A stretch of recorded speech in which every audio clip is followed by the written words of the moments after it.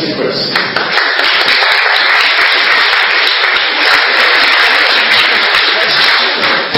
And now I would like to invite Anabela Cardoso to come to the front.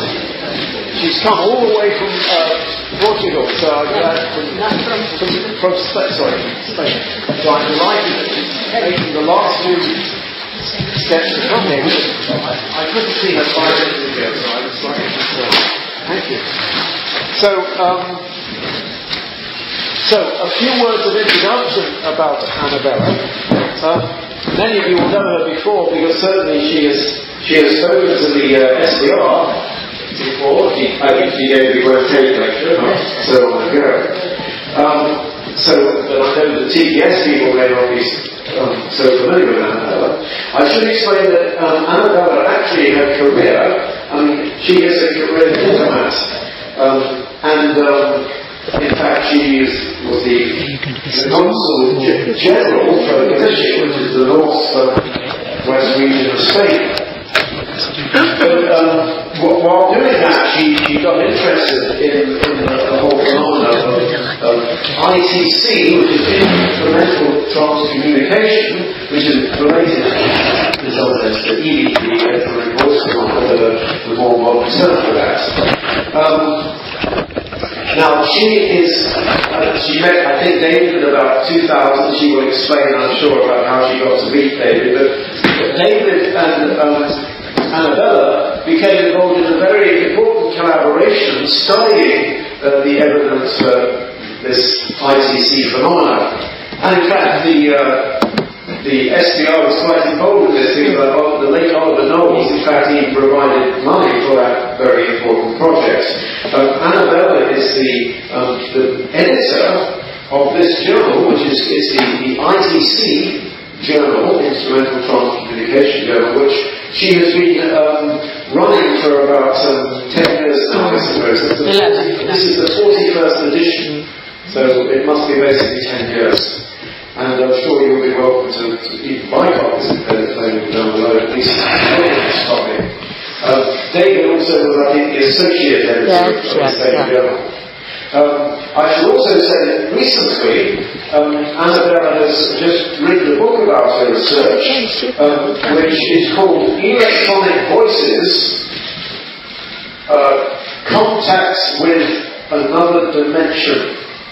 And I don't know if that's available below, but if not, it is available downstairs. Oh, downstairs. Not downstairs, but it's come out just about a year ago. So in the bookseller. From the bookseller, which is available. So in any case, I'm delighted because Anabela has come all the way from Spain, but not only has she travelled a long distance, she's had flu recently, and in fact, even until last Thursday, 2 days ago, I wasn't completely certain whether she would be able to get here. However, with a tremendous will, she overcame the flu bug, and she's even more delighted than I expected to be to welcome Anabela to give her talk, which is entitled Instrumental Transcommunication and Survival. So, over to you, Anabela. Thank you. Thank you very much. Thank you very much for such a beautiful introduction. And I have to say that I was asked by Werner to speak about ITC and survival. I will not delay myself or you speaking about David, because so much has been said about David that it will be an unnecessary repetition. Of course, I have the fondest, as many of you know, memories of David, especially of his kindness and wisdom. David was one of the kindest and wisest people I have met. And, I could always count on him, although I'm not very easy, I think, to put up with. But, yeah, he was very patient. So, anyway, this said, I will get into what I came here for. And this is also not a presentation of ITC. It is a presentation of ITC and survival. And I will leave it to you to decide if ITC proves, prove is a difficult word, but if it's evidence of a possible survival of bodily or physical death. And I will not speak about Jurgensen or Raudiva, expecting that you will know about them. If you don't, you have to get yourself informed. There's a lot of information in the internet about Jurgensen, about Konstantin Raudiva, some of it in English, most of it unfortunately not in English, but in other European languages such as German, French, Spanish, Portuguese. It's a lot of translations, certainly Italian. There are excellent researchers in Italy. But anyway, this Jurgensen and Raudiva, and before them, but just a few months before, Friedrich Jurgensen, who was one of the most important figures in the European cultural scene of the 20th century. We should not forget this.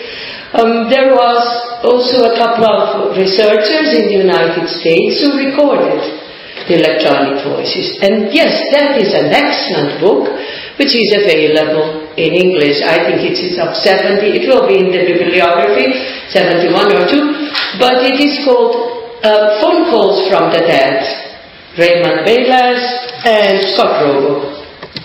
But I wanted to speak about Franz Seidel, which is much less known than Jurgensen, Raudiva, George Meek or Bayless and so on. Franz Seidel was a researcher. He started working with Dr. Konstantin Raudiva, had results of his own. He was an electronic, I suppose, an engineer, and he also invented things, electronic devices that tended to facilitate the production of the phenomenon. I'm very fond of Franz Seidel because one of his main interests in life is very similar to my own, and among others, of course, and that was, he was an accomplished photographer, I have to say, and that was to manage, to achieve, to photograph the soul of plants. And so I suppose for this reason, which I share, I like to introduce Franz Seidel. He said in 1970, what you are reading, I'm sorry, but because I was ill until the last moment, and I'm still not completely well, I wrote a lot. You will have to, because maybe I could not speak, then you would have to read. So, anyway, is one of the things that he wrote among many others. He published a lot.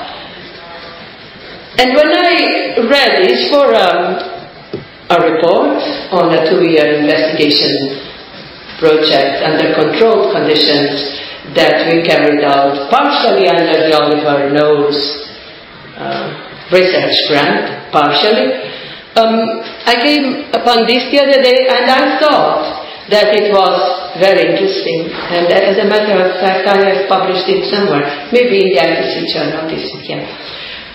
Because this is 1970, and as this prediction of Franz Seidel, a highly technical man, the Getty Prize was not the Nobel Prize, but it was almost like the Nobel Prize. He was nominated for it twice. Did his prediction come true? No, it did not. Why? Well, I suppose there are umpteen reasons for not coming true. So many, but we will not get into that. But mainly a very obvious reason, which is that the large majority of people are not interested in survival. This is, well, I live not among psychological people. I'm not a parapsychologist myself, not at all. But I live among normal people. People have no interest in this at all. I mean, at all. Very few do. So, to know about something first requisite to be interested.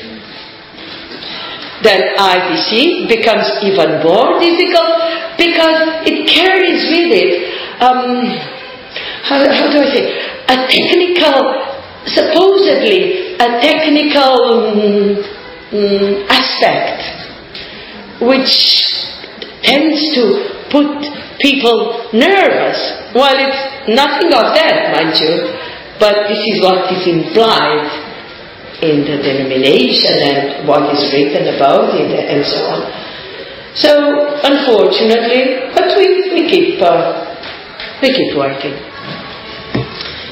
As I said, I've written a lot so that you could read it, but it's all right now that it's written and you can read it, and I would be thankful for that. This is just summarizing such a vast field. It is an extremely vast field, published in so many languages in the world. Unfortunately, sadly, not so much in English, because as I was commenting with somebody, perhaps because of a very bad piece of supposed research into the voice phenomena, which was of extremely bad quality. So that is a pity, really. I will not play this little sample I have here from a teacher in Aveiro, Portugal, because we have other things. If we have time, we'll come back to it. Marcello Bacci lives in Grosseto, Italy. He started his work in ITC with the EVP after listening to Jurgensen. Jurgensen also had a house in Italy.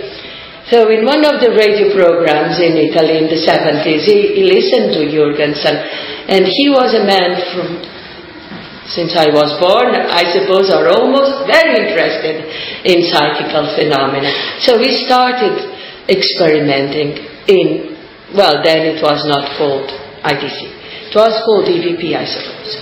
He started working. He worked for many years with scarce results, little voices of bad quality and so on. Voices, but kind of bad ones. And then I suppose in 1974, if I am not mistaken, he got his first direct radio voices. What are direct radio voices?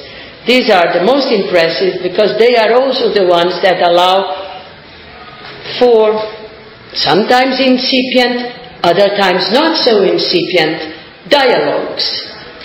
So you ask, and directly from the loudspeaker of the radio comes a reply to your questions, or comes an identification, or comes a conversation. I have had many of those. So did Bacci. Bacci is well established now. He's over 82 or 83 now. And his contacts come from 74, when he got his first radio voice. As a matter of fact, he was told by the communicators, as Jurgensen was, get to the radio. And that's how it started. And I'm going to make you listen to little bits, so just little bits, because this is not the place to have all this, besides it's in Italian. But David was there in these particular two audio samples that I'm going to play for you. He was there with me, and we had the opportunity of speaking with the communicators. And so I thought this would be interesting. And let's see what you think. But can I have a glass of water? One of those is mine. Yeah. One of those. It's the yellow one. There was a medicine inside. Rest of yellow. No. In the white one. There's some yellow. That one? Because I had some... There are some clean ones here. Ah, thank you very much. Thanks.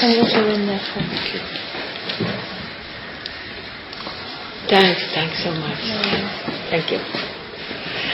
So anyway, this first time, I'm not sure if this was 2004 or 2005, but it doesn't really matter. So we were there, and of course the communicators, Baci's communicators, speak in English, and he suddenly said, listen, we have here people today, friends who came from very far away. Could you speak to them in English, please? And that's what you will hear. I have translated here, well, not only translated, but I have reproduced what the voice says. And, and then the translation, I suppose, is there also, yeah. This is very interesting, and I will stop a little bit here to explain to you, in reply to some accusations of fraud that sometimes are thrown upon Baci. I've never heard anybody say Jurgensen falsified results, because that would be total nonsense. But anyway, or Raudiva, or even myself. But Baci, I've heard that said. And here, I think, in my opinion, is a proof that it's not possible, because without having told anybody, certainly not Baci, certainly there were maybe 40 or 50 people present there in this Baci Center in Grosseto, which is the size of this room, perhaps. Or David, I had not said to anybody that what I was intending to do. So I did it there unexpectedly for everybody, which was to ask the communicators to speak to me in Portuguese. And nobody expected that. And so here you have what happened. At a certain point you'll see when I say, can you speak to me in Portuguese, please? And you'll see a little voice that still says, I don't understand the first word, and it finishes by hola, hola. And I say, yes, that's very nice, but you are still speaking to me in Spanish. Can you speak to me in Portuguese? And then you have, with a few words, this arriva is of course Italian, son is Spanish, il is Spanish, Allah is Italian, me dicen is Spanish, escuchando is Spanish. Gioia, this is at the beginning, they were speaking to Baci, or when Baci said, can you please, this is the first one, the other one is here, speak to my friends in English. Can you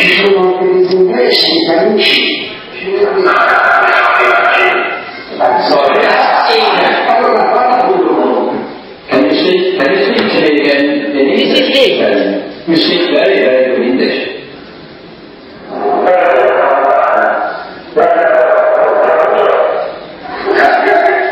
This David Fontana here.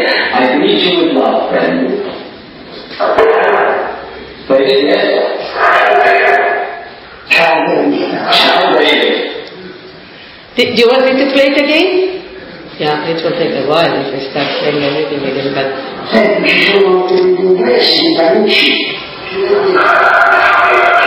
Sorry? Can you speak to me again in English, friend? You speak very, very good English.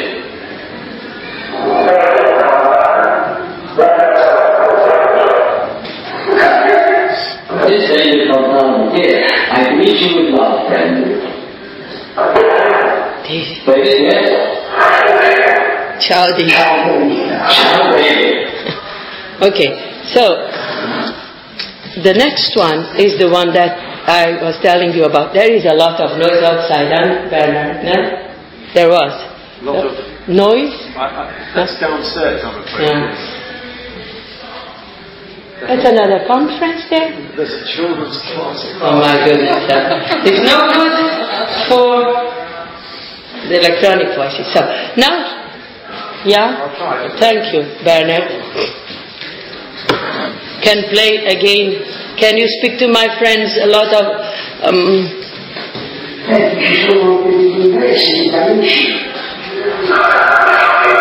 I'm sorry, but... Can you speak in English then? You speak very, very good English.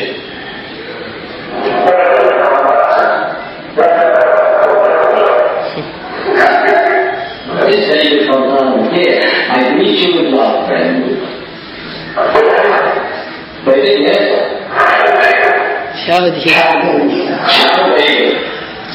On this same occasion, at a certain point, one of these voices, I don't know if it was the continuation of this, maybe it was.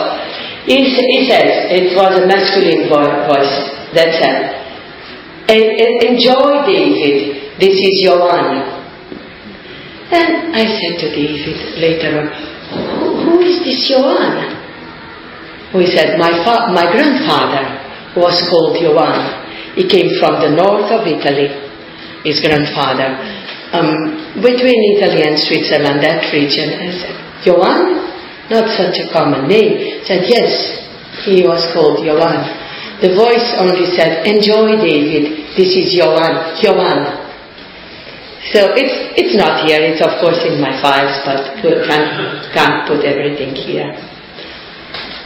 So let's, with music and everything, it's not good.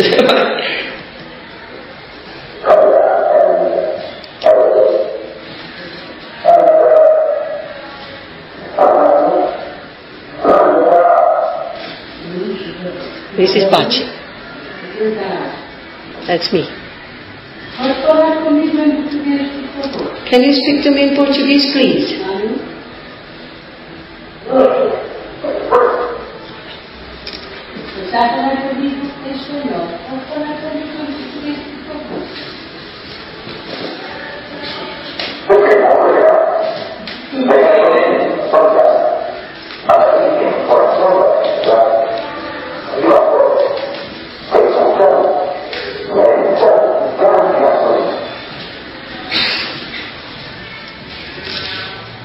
Could understand? Yeah? Want me to put it again? Joya, yeah? And then it says, and hello David, Anabela, Manu, Beauregard. This thing of Manu seems to speak sometimes, at least twice, when I was there, Manu. Well, a voice that said Manu spoke. So I don't know. I never heard anybody that speaks in my voice is called Manu, but at Bachi's, well, at least a couple of times, yeah.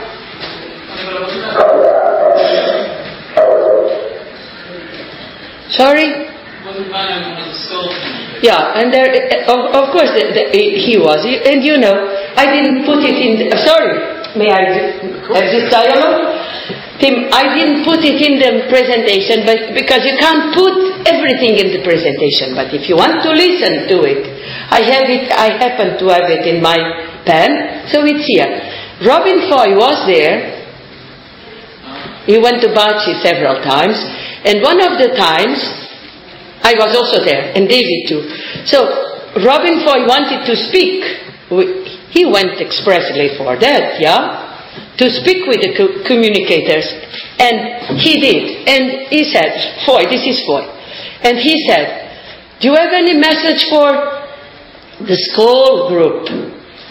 And the voice said, very clear voice in English said, I tried to be as honest as I could. I'll play this for you later, but now we listen to this one again. So I asked the voice, can you speak to me in Portuguese, please? Say something, hola. Hola is, of course, Spanish, as you must know. Say, yes, it's okay, but you are still speaking to me in Spanish. Please speak in Portuguese. And then he does, because what he says is well said in Portuguese.